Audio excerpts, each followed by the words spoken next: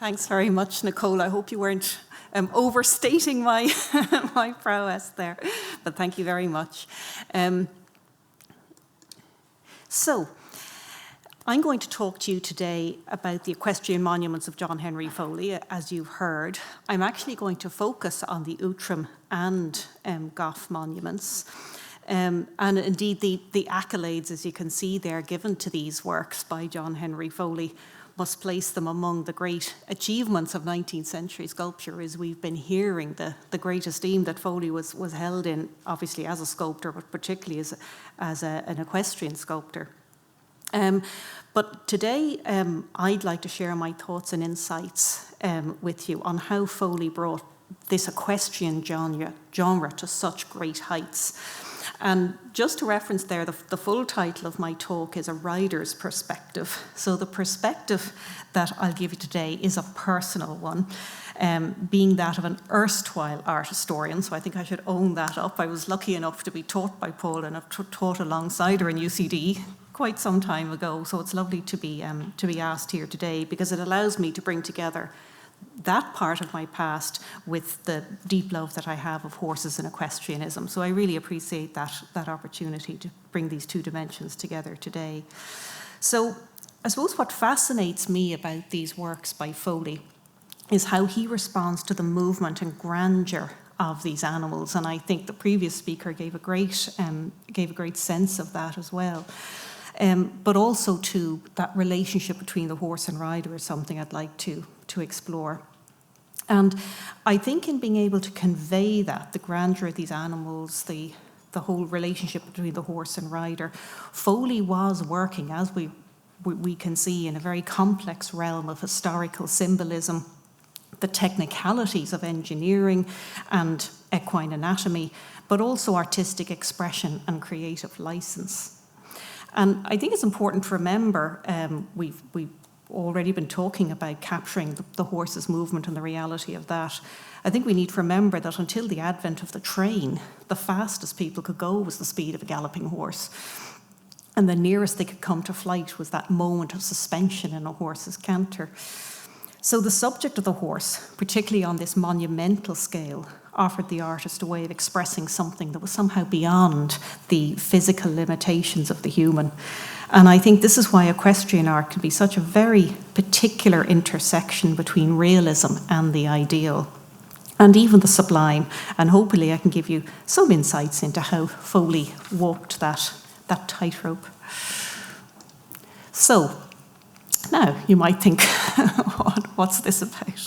So, when it came to depicting the horse and rider, what might have informed the understanding of a mid-19th century artist, particularly one seeking to infuse the historical, heroic iconography of the horse and rider with a greater realism? And so this is where I'm just going to briefly outline to you something of what I think could be the relevance of George Stubbs, the great horse painter, but also animal painter. And the seminal work on the anatomy of the horse had been produced by this great artist, this great equestrian artist, George Stubbs, in 1776. Now, not a great deal is known about Stubbs, not unlike our subject today. But by the 1750s, he'd emerged as a provincial portrait painter in the north of England. And then at the end of the 1750s, his first horse paintings appear. And it would seem to have been a very deliberate decision on his part to change the direction of his career in his mid-30s. So on the left here we have the Grosvenor Hunt, which would be, one of his earlier large-scale commissions. And you can see there that there is that very typical genre of the horse painting, that of the requirement to record the prized possessions. And indeed, at the height of his reputation in the 1760s and 70s, he was known as Mr. Stubbs, the horse painter.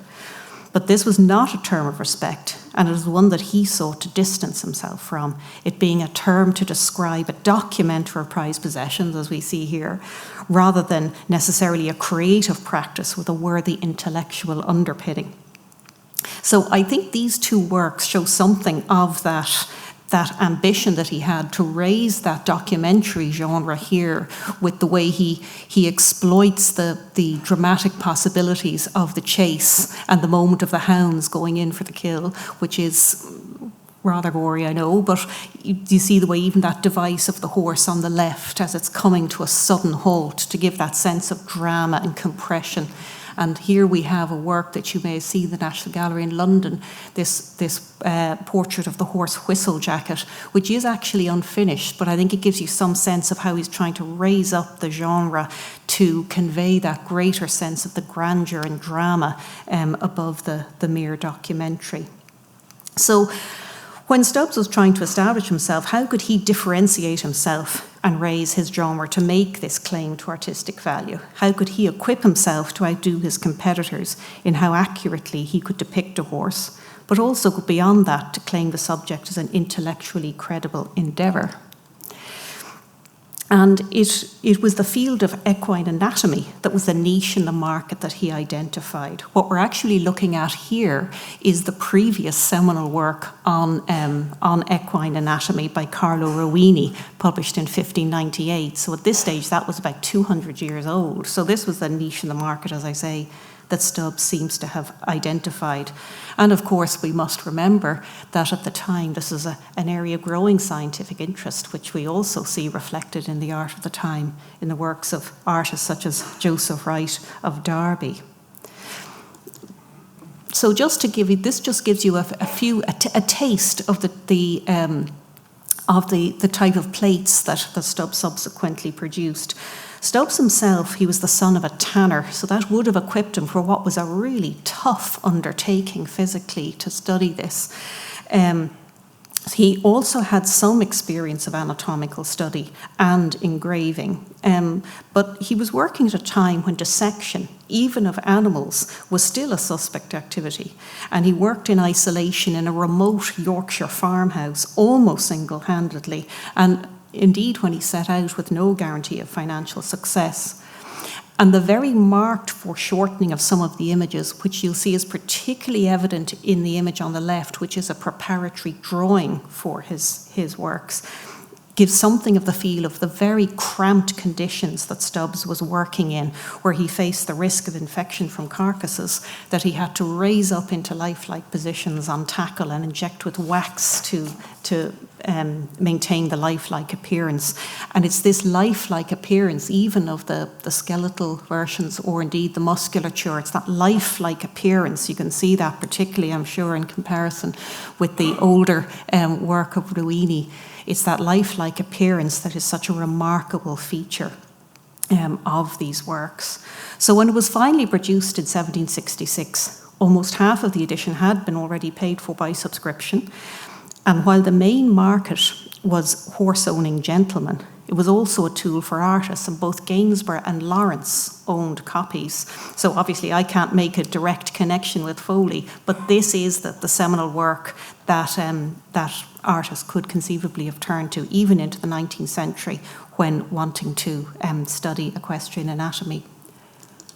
So this then is Hambletonian. It's seen as Stubbs' master work, very famous racehorse from the very end of the 18th century, and also an important sire.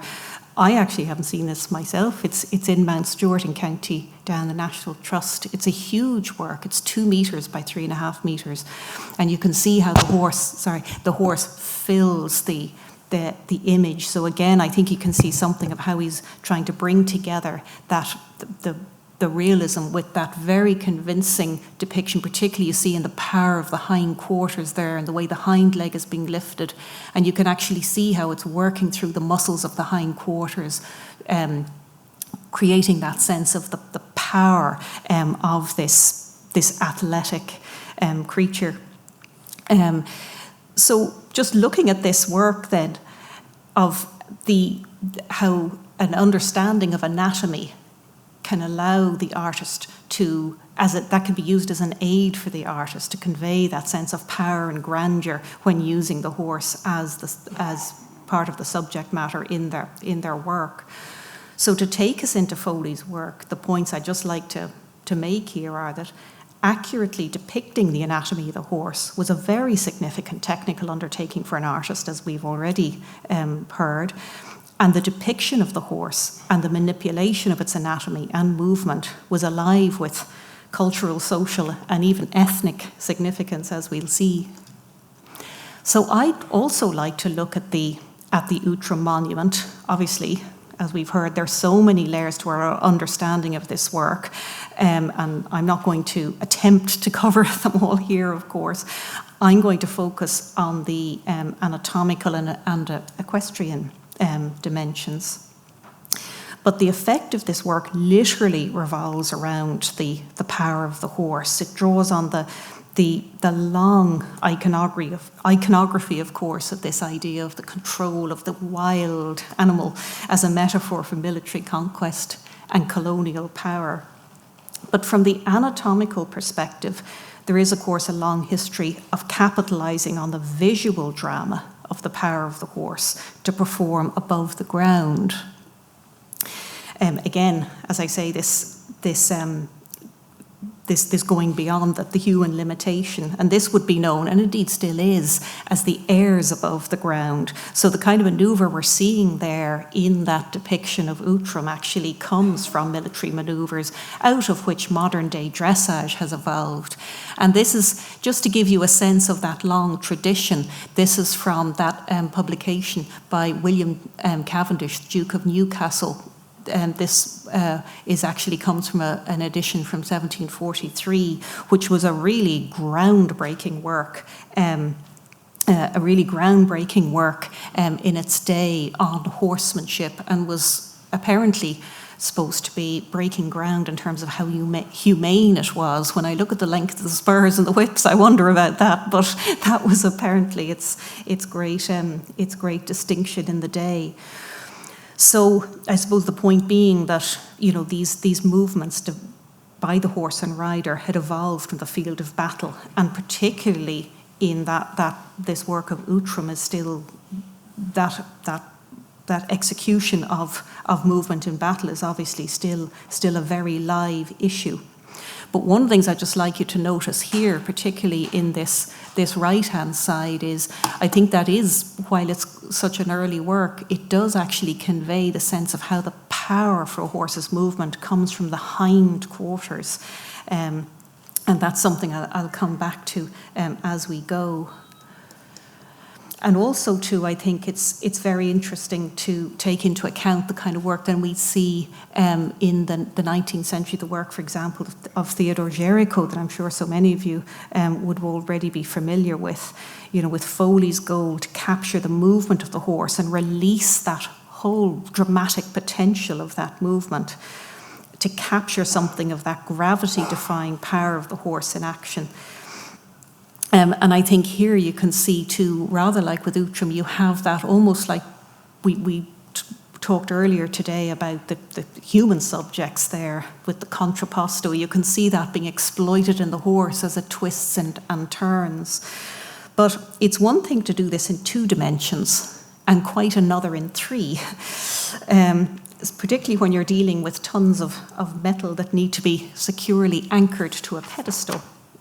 So how did Foley rise to that challenge from the point of view of anatomical accuracy and horsemanship? And I'm looking again, as the previous speaker did, at this other view, which I think is particularly useful for us in this instance. I'm also going to just look at a work by Stubbs again here. And here I'd just like to briefly point out some elements of the horse's anatomy. Here on the hindquarters, particularly, this is called the hock here. So if you think of it as sort of like the knee, but on the back leg. And down here we have the fetlock, and between the fetlock and the hoof, this little bit here is called the pastern. So you can see here in this image of Viscount Piggott on his magnificent charger, you can see there's tremendous weight being carried down through the horse's leg, which of course it's very thin compared to the rest of the horse. And bear in mind, a horse like this could weigh half a ton. So there's a huge amount of weight being borne on the legs and on the tendons and ligaments, the delicate tendons and ligaments in that the leg. So a horse like this would literally take years and years of training and strengthening for a horse to be able to execute such a maneuver. So again, I think you have that sense here with the Outram monument that, you know, these horses are really serious, you know, seriously highly trained creatures. So what I'd just like to do is compare just compare the two from the point of view of how, I suppose, how Foley is balancing that need to have some way realistic position of the horse, but at the same time wanting to really maximise and exploit the drama there of this particular movement and position. And as I've mentioned already, a horse produces its power from its hindquarters. And the skill of riding is to contain and channel that power through the use by the rider of what's called the aids. So that could be squeezing or kicking with the legs, sitting deep with the seat, or taking and giving with the reins. Those are the aids. So that's what the rider is doing there. He's giving instructions to the horse. So the aim is to help the horse to balance itself in its movement in a way that achieves lightness and harmony, ideally. And in this way, modern equestrianism aims for partnership between the horse and rider. Now, Stubbs captures very well, I think, how the weight of the horse has to be distributed across its hindquarters and down through its legs to maintain these huge stresses. I think it's fair to say that Foley is really taking a license with that in terms of how he's portraying the hindquarters of the horse there, and particularly that angle, the angle of the hind leg and the extreme angle there of the pastern. It does seem to me that is just somewhat behind the movement there. Not that I want to say something is right or wrong, because that would be very crass, but I think in trying to get that sense of movement and drama and the immediacy of it, he is certainly, one could say, taking license with the actual anatomy of the horse and how a horse could actually move its leg and what it would need to do to be able to maintain itself in the air. Of course, we have to remember, as I said, that Foley is having to do this in 3 dimensions and make sure that the sculpture remains anchored on the pedestal. And I suppose that's the thing, wanting to get that sense of the horse almost in flight, has to, at the same time, obey the physical constraints. Excuse me. So just in terms then to briefly mention the horse and rider, I think my personal reaction to see this is there is a domination of the horse, I would say, and I think it's, you know, one has to acknowledge that obviously the reins, the stirrups, as we've heard, they're all missing. But one thing to be aware of is that horse, and we saw it in some of the historical photos, would have had a bit in it that would be called a curb. And that is where there's actually a chain running through those long bits of the bit behind the horse's chin. So when the rider pulls the reins, it's the pressure of that chain actually that brings its head in. So it's something that would only be used by very, very highly trained horses and riders in modern equestrianism and have to be used incredibly carefully and gently. So I would actually find myself reacting, almost wincing a bit when I see that there in terms of the way the rider is taking such a pull on the horse. But of course, it's all to convey the power and the glory and the heat of the battle. So to move on to the Gough monument then, which of course was erected after John Henry Foley had passed away. But just, you know, I was fascinated to hear Paula's talk about that whole interaction and relationship between Foley and his native country and commissions here. But I have read how Foley's enthusiasm for this commission, how it was reflected in his acceptance letter of August 1869, in which he wrote, I need scarcely repeat how gratifying the task would be and how willing I am to forego all considerations of profit in my desire to engage myself upon it. So, of course, Foley did not live to see the commission, as I say, finished and erected in the Phoenix Park opposite the entrance to the Viceregal Lodge. And it was cast, of course, as we know, from the statue of Viscount Harding, and which was described as, or has been described as, a masterpiece of art, a triumph of British art. And now that triumph was coming to Dublin. But just before I look at the question of the horse's anatomy and movement, what of the resonance for an Irish audience of the equestrian monument? Again, this is something we've already touched on today.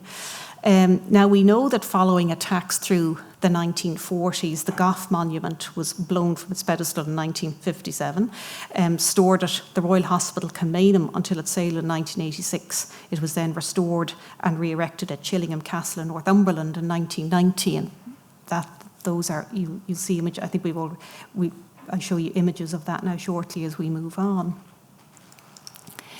But it shared the fate, in that sense, of other equestrian monuments that were in Dublin, such as, again, we've heard already, William III on College Green, which survived many attacks until it was finally blown up in 1928, or George II, blown from its pedestal in St. Stephen's Green in 1937.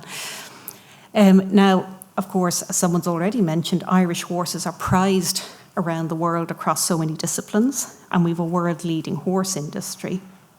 And yet there can also be an ambivalence towards ownership of horses and involvement in equestrianism in Ireland. It's quite a complicated relationship, I think, and it can be associated with class and even with religion. Certainly historically, that can be the case. But those of us who've grown up in Ireland may remember learning that the penal laws did not allow Catholics to own a horse worth more than £5. Now, that might seem quite trivial. It's kind of the thing that's just mentioned and you move on. But I think it's worth just reflecting on it because it does give us some very interesting insights. Because this measure to restrict ownership of horses, to effectively dismount Catholics, was one of 3 measures at the core of the very first legislation in 1695 to urgently enact the penal laws. So this is, you're talking Homeland Security here, if you like, to talk in sort of modern parlance. The 2 other measures being to disarm Catholics and prohibit their foreign education. And writing in 1694, Henry Lord Capel, soon after Lord Deputy of Ireland, recommended the need for laws which after so great a revolution ought to be enacted for strengthening and securing the English and Protestant interest, such as our bills for disarming Irish papists, for preventing them from keeping horses above £5 value or 13.5 hands high, and for restraining foreign education. So it's interesting to note that 13.5 hands high or 13.2 is the size of a fairly small children's pony. So you're talking about any horse of any sort of feasibility at all. But at that time, £5 and upwards was the price offered for a very basic, serviceable military horse. Once you got up to 8 and 10 pounds, you were getting into the charger territory. But also this measure to restrict ownership or use of horses, or for the military to have a lien on horses in times of threat, or what they perceived as threat, had been preceded during the 16th and 17th centuries by these kinds of restrictions as a security measure to tackle ongoing opposition and military threat. So I suppose there is that quite long history of control of horse ownership as a matter of security in Ireland. So the image of the horse and its use for an artistic statement does have a very particular significance, I think, in the Irish context. So what I'd like to do now is move to look at, again, at the Gough Monument, but to look at it in terms of its representation of the horse's movement. Now, I'll just turn once again to my friend, Mr. Stubbs, and this painting here from the 1790s of William Anderson and his 2 saddle horses. And as we've touched on already, this mystery of the horse's paces. And you can see here how beautifully the naked eye, obviously Stubbs was a magnificent observer, can see in the trot. He can see the correct sequence where a horse moves in diagonal pairs with its legs, the up, down of the trot. And he also captures that moment of suspension where all of the feet are off the ground in the trot. Now, we know, obviously, that there's that moment of suspension and canter I would suspect that Stubbs knew that this wasn't an accurate. He knew it was a convention, but you can see how he's relying on that convention of the floating horse to represent the 3-time movement in canter. And it's only then, as we've already heard, that the Edward Muybridge, again in the 1870s, that mystery of the horse in motion was finally revealed as a 3-time pace in the canter, 1, 2, 3, 1, 2, 3. But again, I think you can see there how the power is coming from the hindquarters. And also too revealing the walk, the 4-time nature of the walk. So you might think it's strange that I'm coming to talk about the about movement of the horse when with what seems like a much less dynamic work in terms of the Gough monument. But I'm so struck by how beautifully this work captures the elegance of that contained power of the charger, again generated by the hindquarters. Excuse me, and it might be a little paradoxical, but it's the 4-time movement of the horse's walk, 1, 2, 3, 4, 1, 2, 3, 4, where each leg is lifted and put down separately, that I think is really exploited to the full here.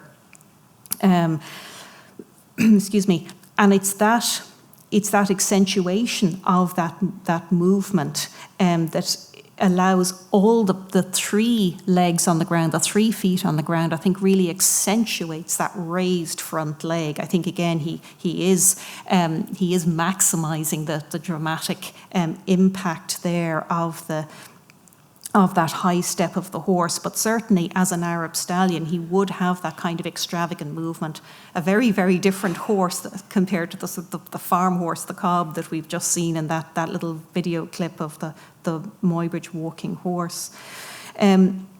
But for me, I think this is sort of like motion capture. There's a temporal element to this work as the power surges through the horse and then is contained by the rider as he restrains the horse to achieve this, what we call collection, where the power is channeled into making the step higher rather than faster. The speed actually slows, but the legs are lifted higher. So the ideal is for the rider to communicate with the horse through their seat and legs, and I think that's quite convincingly depicted here, and by the shifting of their weight. So riding really is done with the body and not the hands, and I think you have the sense of how Foley appreciated that. I'd love to know if he was a horseman or not. That would really intrigue me. So as I say, I do think Foley's understanding of the position of the horse is very convincingly rendered as the rider balances his weight down through his seat and his lower leg to balance with the horse and maximise its movement. Oh, I thought I had one more. No. Oh, I thought I had one more slide, because actually the slide I wanted to show you was the wonderful work we're going to hear about next, John Byrne's Mishnach. I want to just compare the two there. And I was just so fascinated to read about his work, and I'm so looking forward to hearing more about it now. But it really strikes me the total ease of the girl riding the horse in his work really, really captures that. It's fascinating how it takes it sort of to another level, another iteration of that beautiful natural ease between the rider and horse with her lovely posture and pose. So I'm so looking forward to hearing about that now. Thank you very much.